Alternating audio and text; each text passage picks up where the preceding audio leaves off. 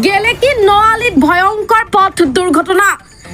আঠখেল চাহ বাগিচালৈ শ্ৰমিক কঢ়িয়াই নিয়া টাটা এচি বাহন দুৰ্ঘটনাগ্ৰস্ত। আহত সকলক চিকিৎসালয়লৈ প্ৰেৰণ। নাজিৰা সমজিলা অন্তৰ্গত গেলেকি আৰক্ষী থানাৰ অধীনৰ নআলিত অঘটন।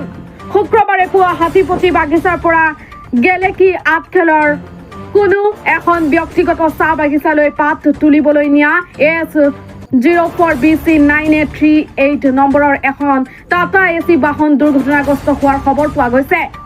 জানিব পৰা মতে টাটা এচি বাহনখনে নিয়ন্ত্ৰণ হেৰুৱাই এক ভয়ংকৰ দুৰ্ঘটনা পতিত হয়। মাল কঢ়িওৱা টাটা এচি বাহনখনে মানুহৰ জীৱন বিপদাপন্ন কৰি ডাকুৰকে ধৰি নানা ধৰণৰ সা সঁজুলিৰ সৈতে প্ৰায় ২৬ৰ পৰা ২৯ গৰাকীমান শ্ৰমিকক কঢ়িয়াই নিয়া বুলি জানিব পৰা গৈছে, য'ত এগৰাকী গৰ্ভৱতী মহিলাও আছিল। স্থানীয় ৰাইজৰ তৎপৰতাত গুৰুতৰভাৱে আহতসকলক জৰুৰীকালীন সেৱাৰ জৰিয়তে গেলেকি প্ৰাথমিক চিকিৎসালয়ত ভৰ্তি কৰোৱায়। যদিও সংকটজনক অৱস্থাত থকা বেছি সংখ্যক লোককে চিকিৎসালয়খনৰ চিকিৎসকে উন্নত চিকিৎসাৰ বাবে নাজিৰাস্থিত লিগিৰি পুখুৰী অসামৰিক চিকিৎসালয়লৈ প্ৰেৰণ কৰে।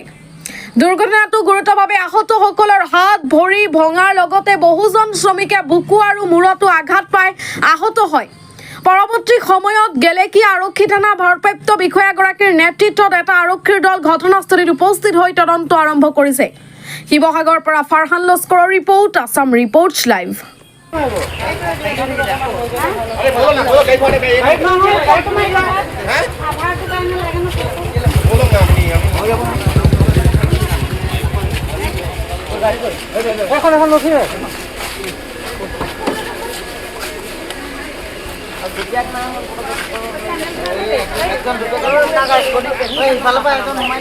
কাগজ